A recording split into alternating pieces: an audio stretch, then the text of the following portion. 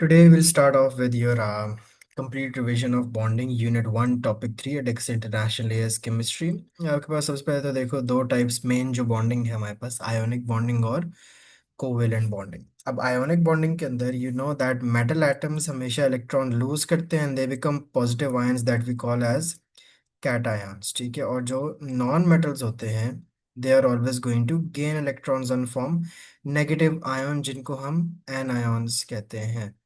For example, if you look at the electronic structure and the bonding between magnesium oxide, अब magnesium has a charge of +2 क्योंकि वो group 2 में आता है, और ऑक्सीजन के ऊपर चार्ज आता है -2 का क्योंकि वो ग्रुप 6 में होता है। Now what is happening in this transfer of electrons? Magnesium के पास 12 इलेक्ट्रॉन थे, और अब वो जब दो लूज करेगा it will also have it second shell as complete shell. ये किसके साथ हुआ? This is for magnesium. And if you talk about oxygen, oxygen जिसके पास पहले कितने 8 इलेक्ट्रॉन थे, अब उसने दो गेन कर लिया और वो क्या बन जाएगा? 2 8 again we'll have a complete outer shell of electrons as well. So the two electrons that were lost has been gained by oxygen. अब इसको लेकिन फिर भी हम आयोनिक बॉन्डिंग नहीं कहेंगे। आयोनिक बॉन्डिंग कब किस चीज को कहते हैं कि जब ये ट्रांसफर हो जाता है, होने के बाद when magnesium becomes a positive ion, oxygen becomes a negative ions, उसके बाद what will happen is कि अब इनके दरमियान एक इलेक्ट्रोस्टैटिक फोर्सेस ऑफ अट्रैक्शन आएंगी, बिकॉज दोनों अनलाइक चार्जेस हैं, and this electrostatic force of attraction is basically known as ionic bonding. इन आयोनिक बॉन्डिंग या ये जो कंपाउंड्स बन जाते हैं, फॉर एग्जांपल बहुत एग्जांपल्स हैं, any metal and non metal combined, group 1 metals, group 2 metals और ग्रुप 3 मेटल्स के रिएक्शंस, और ये जब बॉन्ड करते हैं विद ग्रुप 5 6 और 7 के नॉन मेटल्स के साथ, तो वो डिफरेंट फिर ionic compound structures in the form of giant lattices बनाते हैं। अब giant lattices of ions क्या है?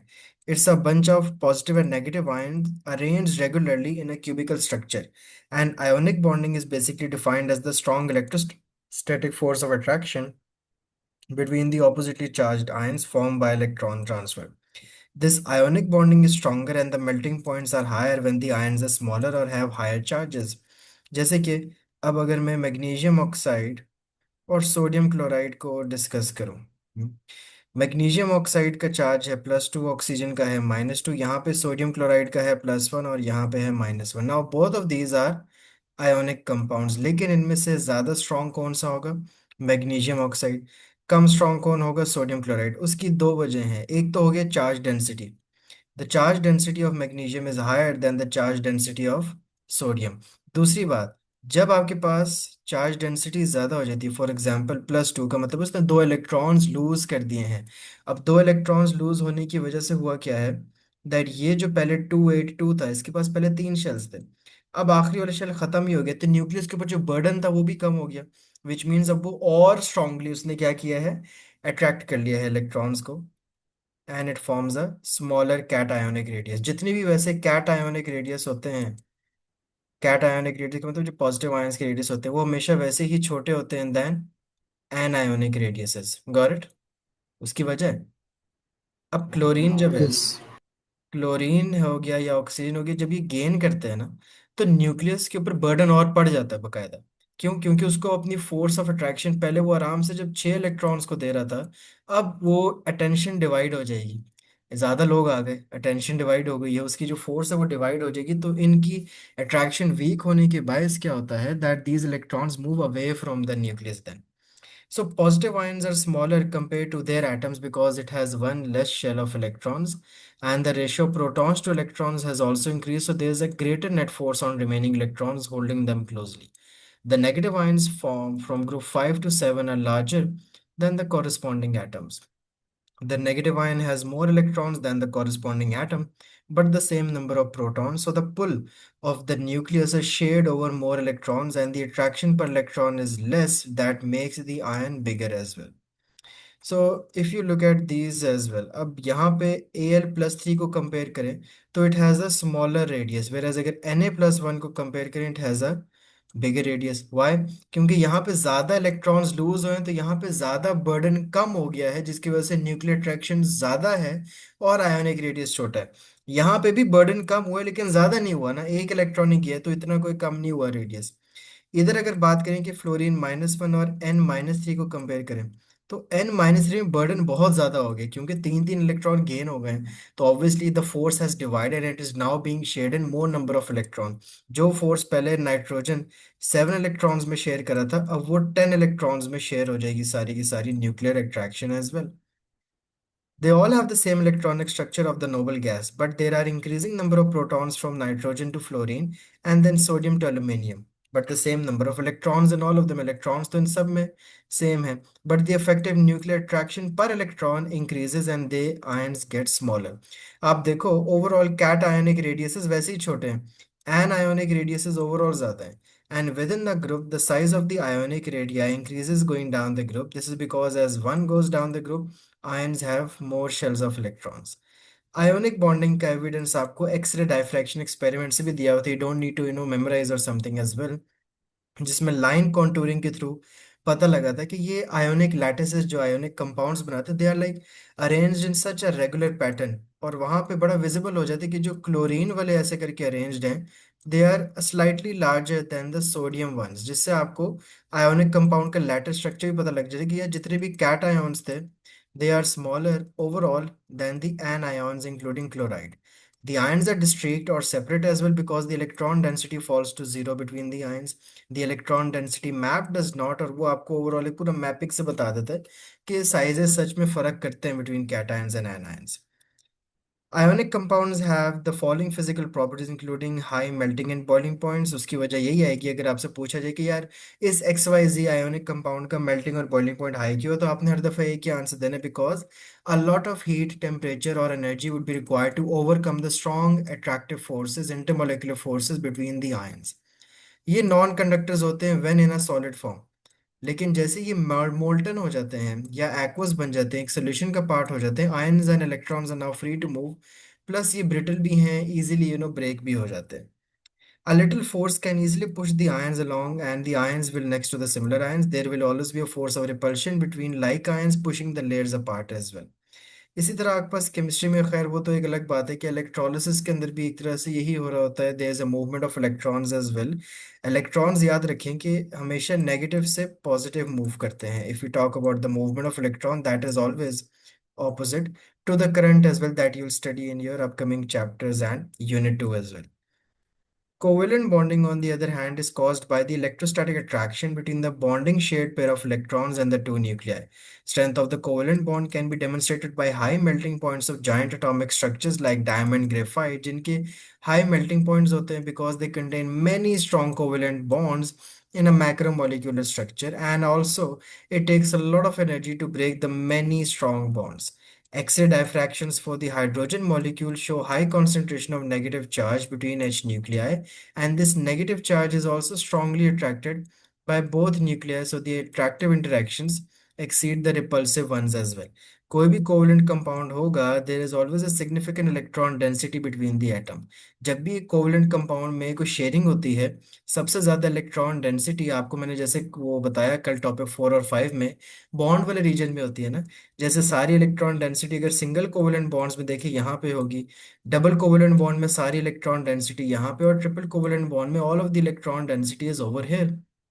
कंपेयरिंग यहाँ पे है, यहाँ पे है, और सबसे ज्यादा इलेक्ट्रॉन डेंसिटी ट्रिपल बॉन्ड के अंदर होगी because a triple bond contains 6 electrons, double bond contains 4 electrons and a single bond contains 2 electrons. But again this is what we call as electron density, जहाँ पे बहुत से इलेक्ट्रोफाइल्स फिर बाद में आके अट्रैक्ट होते हैं, as we studied yesterday. Affect of multiple bonds on bond strength and length, यहाँ पे एक रिलेशन आपने याद रखना है कि bond energy is inversely proportional to bond length. Means कि जितनी ज्यादा आपके पास बॉन्ड लेंथ होगी उतनी कम आपके पास बॉन्ड एनर्जी होगी, और अगर बॉन्ड लेंथ कम होगी तो तभी बॉन्ड एनर्जी आपके पास ज्यादा होगी। They have an inverse relation. Nuclei joined by multiple double and triple bonds have a greater electron density, जिसकी वजह से they have a greater force of attraction, greater energy as well, greater bond strength as well, but उनकी फिर length जो है ना, वो short हो जाती है। अगर आप एक ट्रिपल बॉन्ड की लेंथ कंपेयर करोगे एक सिंगल या डबल से, वो और छोटी होगी। डेटिव कोवलेंट बॉन्डिंग का एक और भी नाम होता है coordinate covalent bonding. And can you tell me इसमें क्या होता है इस टाइप ऑफ बॉन्डिंग में? bonding between partial positive and partial negative. लेकिन क्यों, ऐसा क्या है, जब भी कोवेलेंट बॉन्डिंग होती है, कोवेलेंट बॉन्डिंग में भी तो एक बॉन्ड बनना है ना। उस बॉन्ड में कोई दो इलेक्ट्रॉन होने हैं। एक एक से आएगा और दूसरा दूसरे से आएगा, लेकिन यहाँ पे क्या हो रहा है, यहाँ पे एक छोटा सा उल्टा काम हो रहा है कि जो दोनों इलेक्ट्रॉन्स है ना वो एक ही बंदा दे रहा है, जो दूसरा है वो कुछ नहीं कर रहा। Got it. तो ये आपके पास डेटिव बॉन्ड होता है। यस। एक ही बंदा सारा काम कर रहा है बॉन्ड बनाने के लिए, दूसरा is not doing anything. For example NH4+ की एग्जाम्पल है, एल्यूमिनियम क्लोराइड का डाइमर Al2LCl6 है। A dative covalent bond forms when the shared pair of electrons in the covalent bond come from only one of the bonding atoms, which is a dative covalent bond, also called coordinate bonding. Common examples you should be able to draw that contain dative covalent bond, जैसे कि NH4+ बनाने को बहुत दफ़ा आता है paper में। हाइड्रोक्सीमाइन बहुत दफा आता है। NH3BF3 मैंने कभी देखा नहीं, but it's quite easy as well. देखो, नाइट्रोजन आपके पास ग्रुप नंबर 5 में आता है ना। ग्रुप 5 का मतलब क्या है, कि उसके आउटर मोस्ट शेल में कितने इलेक्ट्रॉन्स हैं आपके पास? 5 फाइव। इलेक्ट्रॉन्स हैं। ठीक है। तीन तो इधर बिजी हैं, मतलब कि अभी भी उसके पास एक लोन पेयर है ना, जो वो यूज कर सकता है किसी की मदद करने के लिए। क्यों मदद करनी पड़ रही है बोरॉन की? क्योंकि बोरॉन आता है किस ग्रुप में, ग्रुप 3 में। इसके आउटर शेल में कितने इलेक्ट्रॉन्स हैं?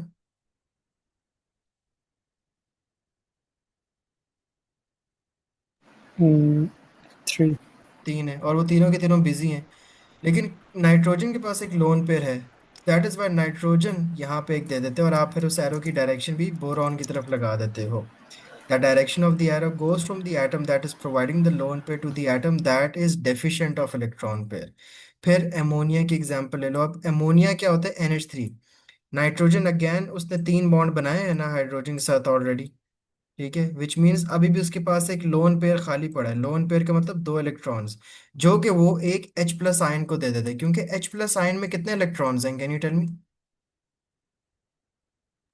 H+ साइंस में एक भी नहीं है। एक भी नहीं है, तो दोनों उसको कौन दे रहा है, नाइट्रोजन। तो इसी तरह आपके पास एमोनिया से एमोनियम बन जाता है, which has a tetrahedral shape.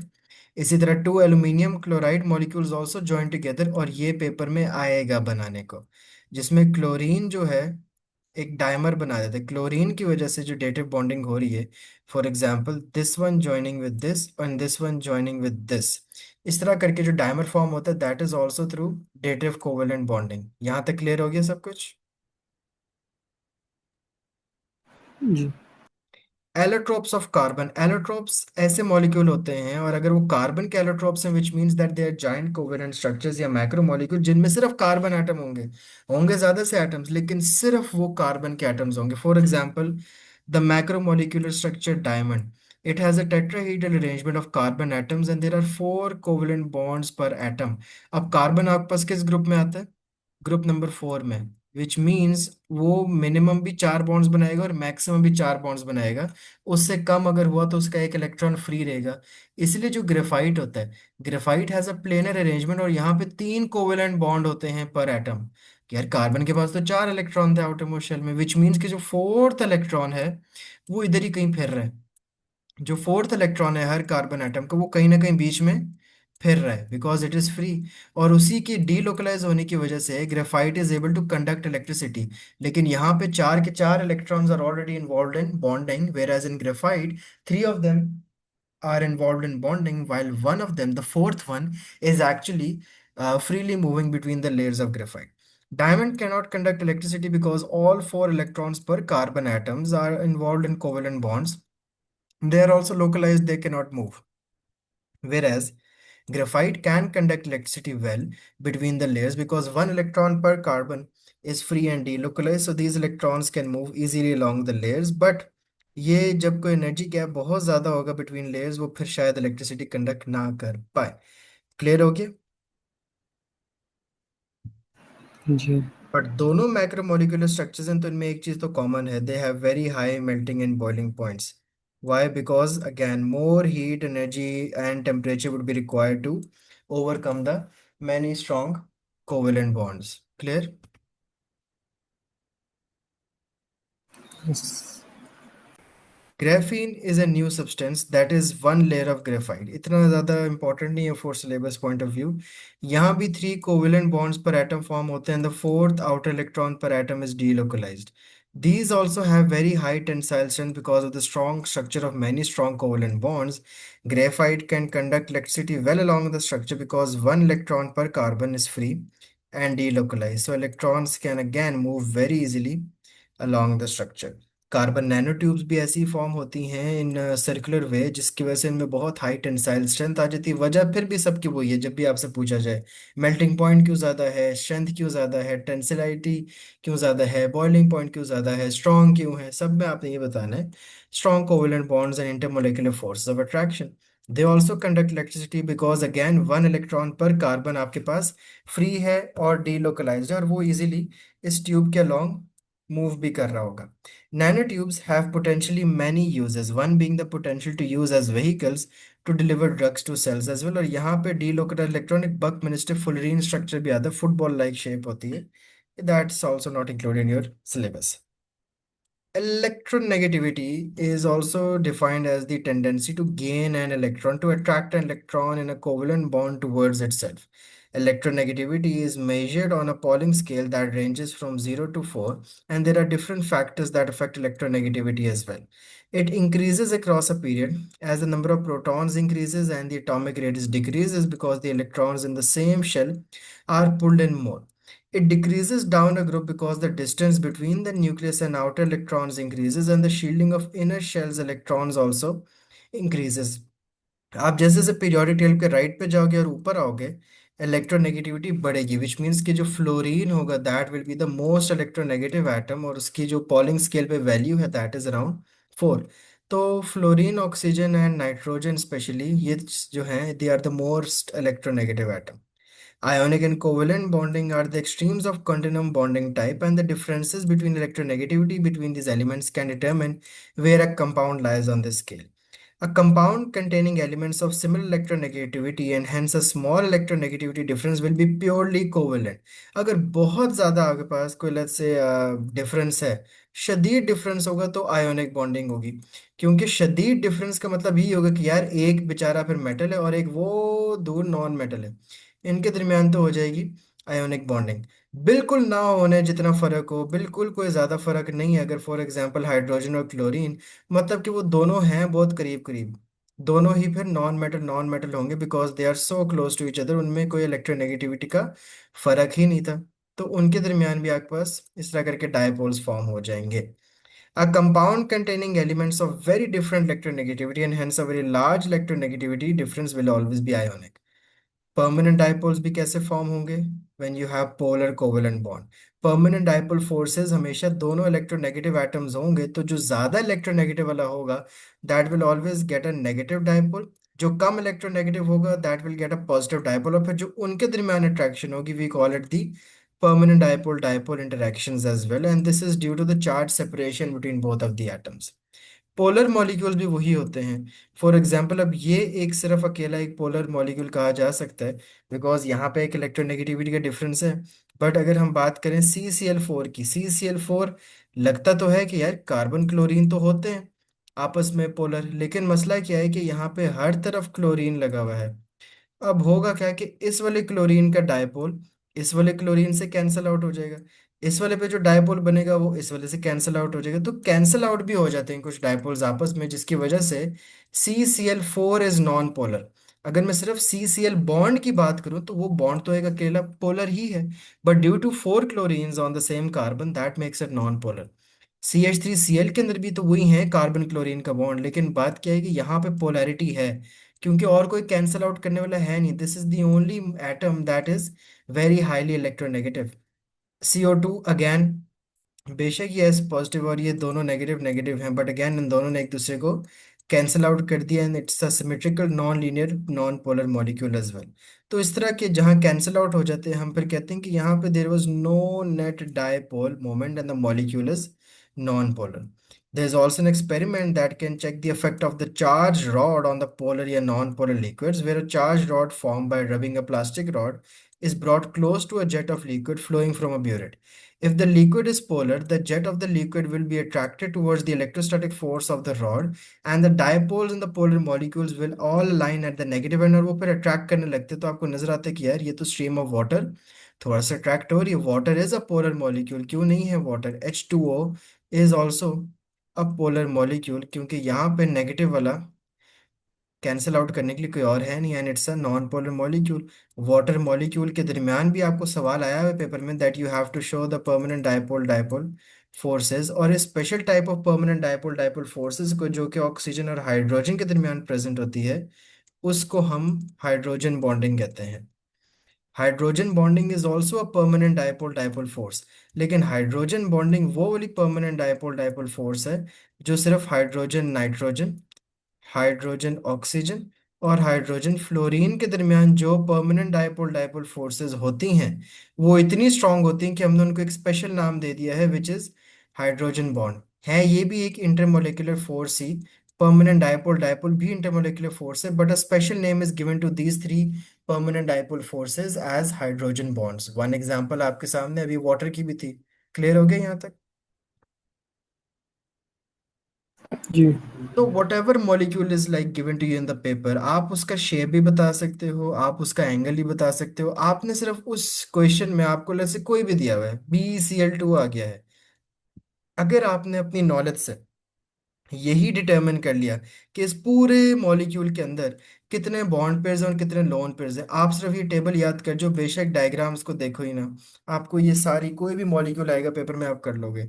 अब बेरिलियम आप जल्दी से देखना कि यार इसके इलेक्ट्रॉनिक कॉन्फ़िगरेशन 2 2 है, आउटरमोस्ट इलेक्ट्रॉन में 2 है, शेल में 2 है क्योंकि ग्रुप 2 में आता है, और दोनों इलेक्ट्रॉन्स बिजी हैं बॉन्डिंग के अंदर, मतलब कि लोन पेयर तो कोई भी नहीं है और नंबर ऑफ बॉन्डिंग पेयर्स 2 हैं। तो इसका बॉन्ड एंगल 180 होगा। इसकी शेप को हम लीनियर कहते हैं। एग्जाम्पल्स में क्या क्या है जो पेपर में आ चुकी हैं, वो आपके लिए मैंने यहाँ पे लिखी हुई हैं ऑलरेडी। ये वो एग्जाम्पल्स हैं जो पेपर में आ चुकी हैं, दोबारा भी आ सकती हैं। CO2 आ चुका है, कैल्शियम सल्फाइड भी आ चुका है, HCN हाइड्रोजन साइनाइड और बेरिलियम फ्लोराइड भी आ चुका है।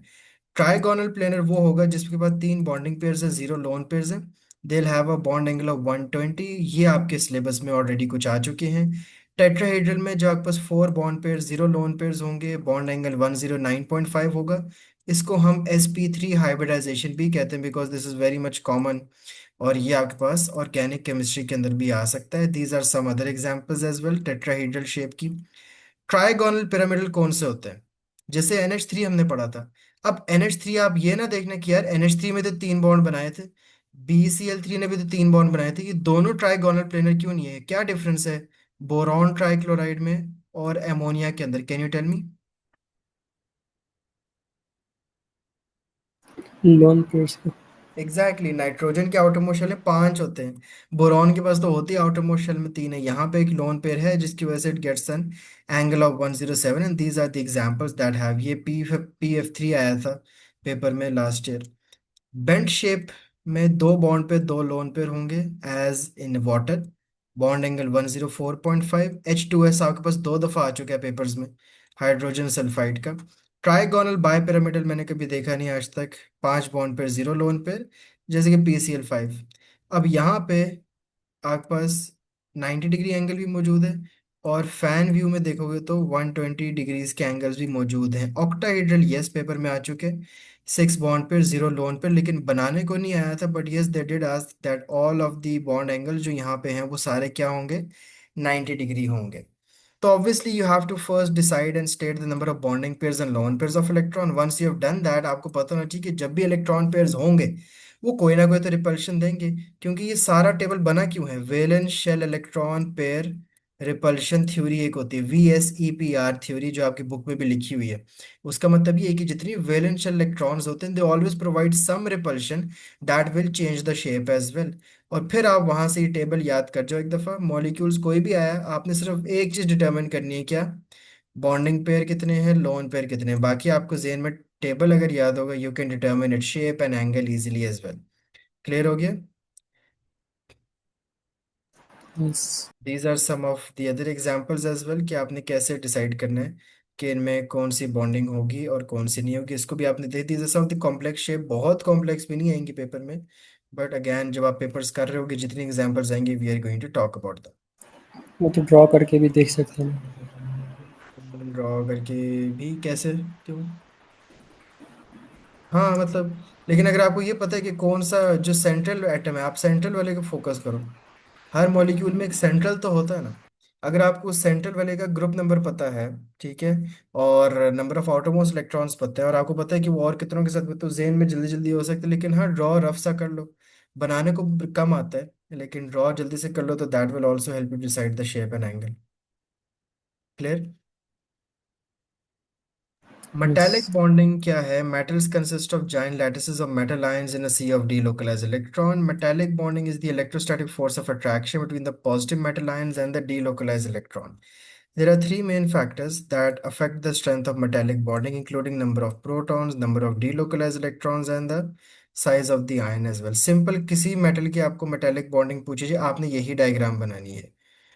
Metals have high melting and boiling points. Simple common सवाल, because reason क्या है? Strong electrostatic force of attraction between the positive ions and the sea of delocalized electrons, and hence a lot of energy or heat or temperature or flana flana would be required to overcome the strong electrostatic forces. Magnesium ले लें, magnesium की metallic bonding sodium से stronger है। क्यों? क्योंकि अगर आपके पास ढेर सारे सोडियम एटम्स पड़े हों, हर सोडियम एटम एक एक इलेक्ट्रॉन रिलीज करेगा। लेकिन यहाँ पे अगर आपके पास ढेर सारे मैग्नीशियम के हैं, ऊपर भी आपके पास सोडियम के कितने थे? 12 एटम्स थे। 12 एटम्स थे ऑफ सोडियम, और उन सब ने मिलके कितने इलेक्ट्रॉन्स रिलीज किए? 12 इलेक्ट्रॉन्स, क्योंकि हर सोडियम एक ही कर सकते हैं ना, Na इज व्हाट? +1। यहाँ पे यू हैव कितने? 1 2 3 4 5 7 8 9 मैग्नीशियम एटम्स है, राइट? 9 मैग्नीशियम आइटम्स ने कितने इलेक्ट्रॉन्स लूज किए? 18 electrons. Why? Because magnesium is +2। तो जितने ज्यादा इलेक्ट्रॉन्स लूज करेगा, उतनी ज्यादा स्ट्रॉन्गर इलेक्ट्रोस्टैटिक अट्रैक्शन होगी between the positive and delocalize electron, तो ज्यादा एनर्जी चाहिए होगी Mg+2 में, रादर देन सोडियम +1। तो magnesium is obviously stronger metal than sodium. Metals can also conduct electricity because of the delocalized electron। यहाँ से current दोगे तो ये एटम से लग लग लग लग के ट्रांसफर हो ही जाएगा, due to the help of delocalized electrons। ये मैलिएबल भी होते हैं, डक्टाइल भी होते हैं। डक्टाइल का मतलब बेंड हो सकते हैं। डक्टाइल का मतलब क्या है? कि आपके पास अगर एक मेटल रॉड है, आप उस मेटल रॉड को बेंड कर सकते हो। इस प्रॉपर्टी को हम कहते हैं डक्टाइल होना। मैलिएबल का क्या मतलब होता है?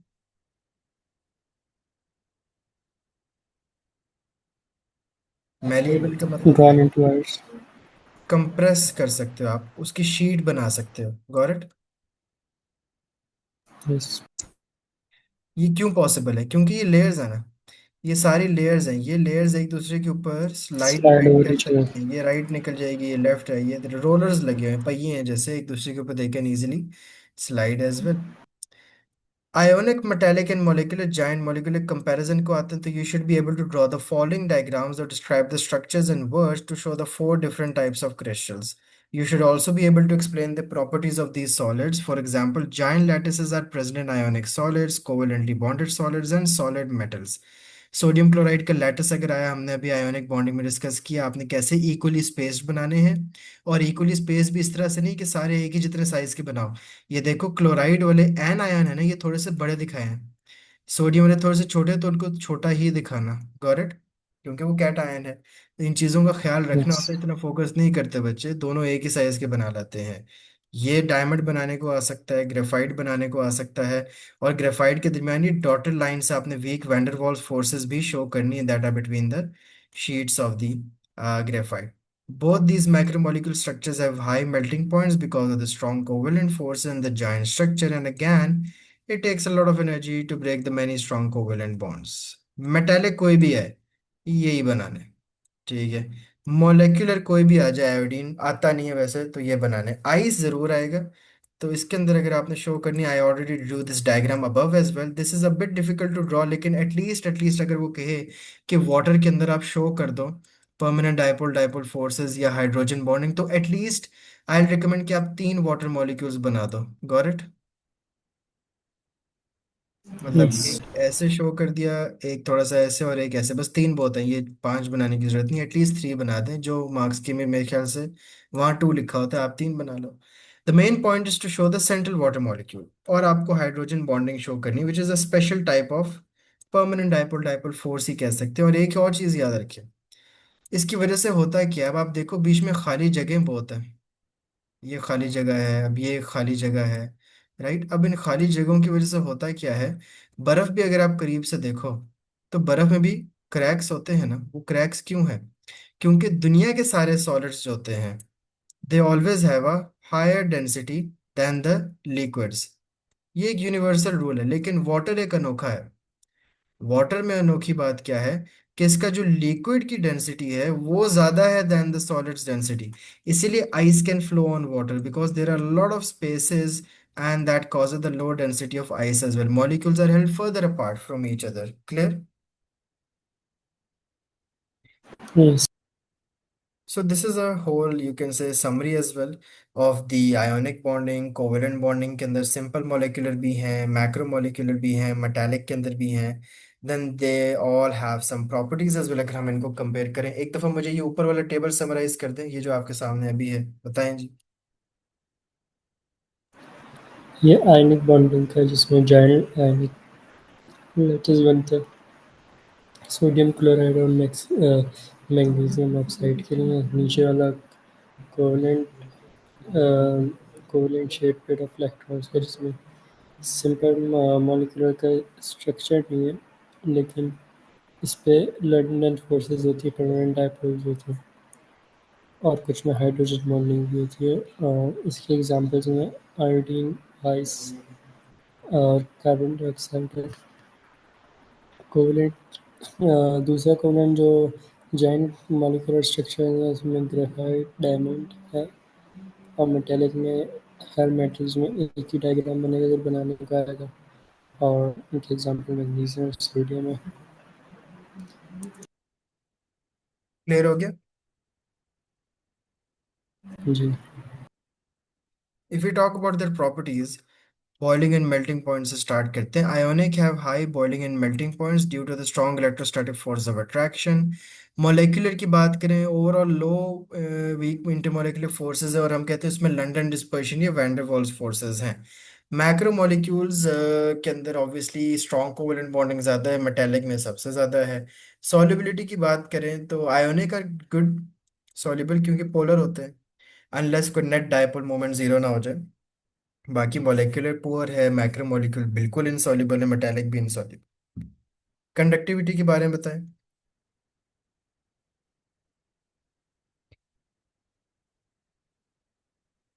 आयोनिक और सिंपल मॉलिक्यूलर तो नहीं करेंगे, जाइंट कोवलेंट में आयनिक डायमंड। आयनिक सिर्फ एक्वस में करेगा और लिक्विड में। गुड हो गया, ठीक है। और और मैक्रो मॉलिक्यूल्स में सिर्फ ग्रेफाइट कर लेगा, और मेटल्स तो जी, सारे कर लेते हैं। और मेटल्स सारे करते हैं। और कंडक्टिविटी मोल्टन में भी बात कर ली, मेटल मोल्टन हो, सॉलिड हो, एक्वस हो, हर जगह कर लेता है।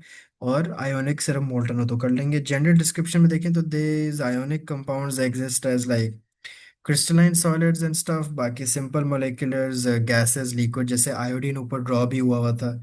फिर मैक्रोमोलिक्यूल्स तो सारे सॉलिड्स हैं इंक्लूडिंग डायमंड एंड ग्रेफाइट। और मेटल्स की पूछी जा सकती हैं, and list two properties other than this. Shiny है, मैलिएबल हैं, डक्टाइल हैं, आइडेंटिकल हैं, अट्रैक्टिव फोर्सेस हैं, और एडजेसेंटली अलाइंड होते हैं। They can like roll over each other as well.